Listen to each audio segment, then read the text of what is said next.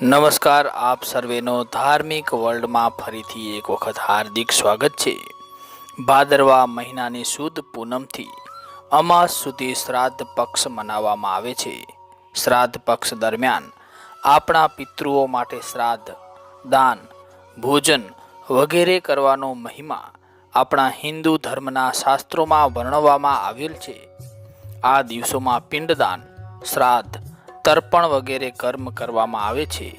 ખાસ કરીને કાગડા, ગાય માતા અને કૂતરાને ભોજન આપવાની અને ચોખાના બનેલા પિંડનું દાન કરવાની પરંપરા છે।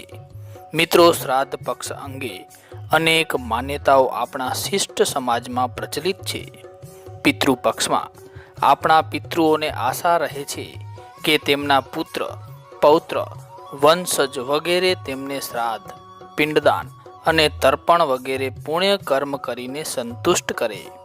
આ આશા લઈને પિતૃ દેવતા પિતૃલોકથી પૃથ્વી લોકમાં આવે છે એવી માન્યતા છે અને જેનો ઉલ્લેખ હિન્દુ ધર્મશાસ્ત્રોમાં પણ જોવા મળે છે।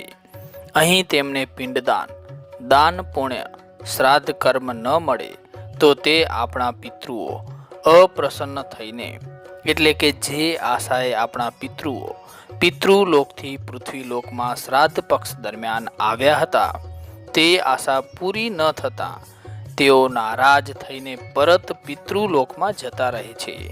એટલે આપણે આપણી શક્તિ પ્રમાણે પૂરા ભાવથી આપણા પિતૃઓનો શ્રાદ્ધ કર્મ અવશ્ય કરવું જોઈએ અને શ્રાદ્ધ પક્ષમાં આપણા પિતૃઓને સંતુષ્ટ કરવા જ જોઈએ। આમ કરવાથી આપણા પિતૃઓ પ્રસન્ન થાય છે અને પિતૃ કૃપાથી ઘરમાં સુખ, શાંતિ અને સમૃદ્ધિ આવે છે। આપણા શાસ્ત્રોમાં ઉલ્લેખ કરવામાં આવેલ છે કે આયુ પુત્રાન યશ, સ્વર્ગ, કીર્તિ, પુષ્ટિ, બલમ, શ્રિયમ, પશુનામ સૌખ્યમ, ધનમ, ધાન્યમ પ્રાપ્નુયાત પિતૃપૂજનાત। અર્થાત પ્રેત અને પિતૃ આત્માઓની તૃપ્તિ માટે શ્રદ્ધાપૂર્વક જે અર્પણ કરવામાં આવે છે તેને શ્રાદ્ધ કહેવામાં આવે છે। પોતાના પૂર્વજોને શ્રદ્ધાપૂર્વક યાદ કરીને તર્પણ કરવું જોઈએ એ આપણું કર્તવ્ય છે। પિતૃઓના આશીર્વાદથી જીવનમાં ઉન્નતિ, સુખ, વૈભવની પ્રાપ્તિ થાય છે। માન્યતા છે કે આપણે આપણા પૂર્વજોના ઋણી હોઈએ છીએ અને આ ઋણને ઉતારવા માટે શ્રાદ્ધ કર્મ સંપૂર્ણ શ્રદ્ધા સાથે કરવું જોઈએ। શ્રાદ્ધ પક્ષમાં પિતૃઓને પ્રિય ભોજન કુશા, તલ, જવ, તુલસીના પાન, સફેદ ફૂલ, ગાયનું કાચું દૂધ, મધ, કાંસાની થાળી, ફળ વગેરેનો ઉપયોગ કરીને પિંડદાન, તર્પણ અને શ્રાદ્ધ કર્મ કરવું જોઈએ।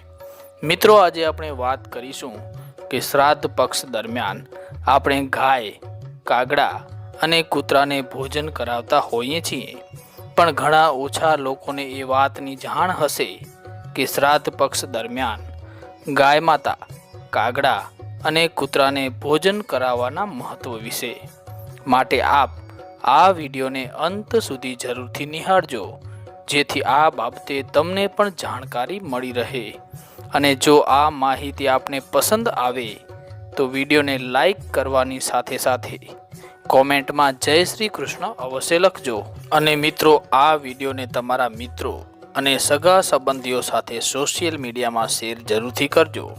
દોસ્તો, તમારો એક લાઈક અને શેર અમને પ્રોત્સાહન પૂરું પાડે છે। મિત્રો, બધા જ પિતૃઓનો વાસ પિતૃલોકમાં હોય છે અને થોડા સમય માટે યમલોકમાં પણ રહે છે। દોસ્તો, પિતૃ પક્ષમાં યમબલિ અને શ્વાન બલિ આપવાનું વિધાન છે અને આ જ કારણ છે કે પિતૃલોકમાંથી આપણા પિતૃઓ જ્યારે પિતૃપક્ષ ચાલતો હોય ત્યારે પૃથ્વીલોકમાં આવે છે।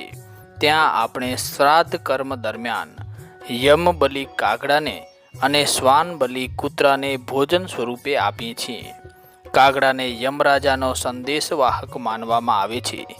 કાગડાને યમ અને બધી દિશાઓનું પ્રતીક માનવામાં આવે છે, જેથી યમબલિ રૂપે કાગડાને શ્રાદ્ધનો એક અંશ ભોજન સ્વરૂપે આપવામાં આવતો હોય છે। યમરાજ પાસે 2 શ્વાન એટલે કે કૂતરા છે, જેથી કૂતરા યમરાજની સાથે હોવાથી કૂતરાને પણ શ્રાદ્ધ કર્મ અન્વયે ભોજન આપવામાં આવે છે. ગાયમાં બધા દેવી દેવતાઓનો વાસ માનવામાં આવે છે અને સાથે જ ગરુડ પુરાણમાં કરવામાં આવેલ ઉલ્લેખ મુજબ ગાય માતાને વૈતરણી નદી પાર કરાવનારી માનવામાં આવે છે. એટલે શ્રાદ્ધ કર્મની સાથે દૈનિક જીવનમાં પણ ગાય માતાને ભોજન કરાવવું જોઈએ. માન્યતા છે કે મૃત્યુ પછી જીવાત્માને યમ માર્ગમાં આવતી વૈતરણી નદી પાર કરવી પડે છે. જો ગાય માતાની પૂરી શ્રદ્ધા અને ભાવથી સેવા કરી હોય, નિત્ય ભોજન આપ્યું હોય, તો ગાય માતા તમને વૈતરણી નદી કોઈ પણ જાતના દુઃખ કે કષ્ટ વિના પાર કરાવી આપે છે. મિત્રો, પિતૃ પક્ષ એ પિતૃદોષથી મુક્તિ મેળવવા માટેનો સૌથી ઉત્તમ સમય માનવામાં આવે છે અને તેમાં પણ કેટલીક વસ્તુઓનું દાન કરવાથી જરૂર ઋણ ઓછું થાય છે. હિન્દુ ધર્મ ગ્રંથો જેવા કે ગરુડ પુરાણમાં 10 મહાદાન અને 8 દાનનો ઉલ્લેખ કરવામાં આવ્યો છે. આ કાર્ય તમે શ્રાદ્ધ કે મૃત્યુ પછી વસ્તુઓનું દાન કરવામાં આવવું જોઈએ, જેથી તમારા પિતૃઓને સંતુષ્ટિ મળે છે. મિત્રો, શ્રાદ્ધ પક્ષ દરમિયાન સવારમાં પીપળાનું પૂજન કાળા તલ, ચોખા, અબીલ ગુલાલથી કરવું જોઈએ અને પીપળાને પાણી પણ ચડાવવું જોઈએ અને પીપળાની 21 વખત પ્રદક્ષિણા પણ કરવી જોઈએ. કહેવાય છે કે પીપળાના વૃક્ષમાં પિતૃઓનો વાસ હોય છે, એટલે શ્રાદ્ધના દિવસે તેમની પૂજા કરવાનો અનેરો મહિમા માનવામાં આવ્યો છે. પીપળામાં ભગવાન વિષ્ણુનો પણ વાસ હોય છે, એટલે પીપળાનું પૂજન શ્રાદ્ધના દિવસે ખૂબ જ શુભ માનવામાં આવે છે.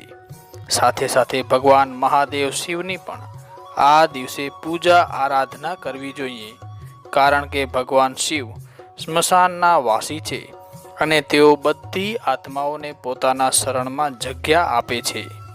આપણા ધર્મશાસ્ત્રો કહે છે કે વંશજોની ફરજ છે કે તેઓ તેમના પૂર્વજોનું સન્માન કરે, તેમનો આદર કરે, તેમના નામે દાન પુણ્ય કરે અને ગરીબ તથા જરૂરિયાતમંદોને દાન કરે તો પૂર્વજો અતિ પ્રસન્ન થાય છે. તો મિત્રો, અમને આશા છે કે આ માહિતી આપને જરૂરથી ગમી હશે. માટે વિડીયોને લાઈક અને શેર કરવાની સાથે સાથે ચેનલને સબસ્ક્રાઈબ કરવાનું ના ભૂલતા, કારણ કે અમે તમારા માટે આવી જ હિન્દુ ધર્મને લગતી જાણકારીવાળા વિડીયો લઈને આવતા રહીએ છીએ. મિત્રો, કોમેન્ટમાં જય શ્રી કૃષ્ણ અવશ્ય લખજો. મળશું આવી જ માહિતી સાથે ફરી નવા વિડીયોમાં. ત્યાં સુધી જય શ્રી કૃષ્ણ. ધન્યવાદ.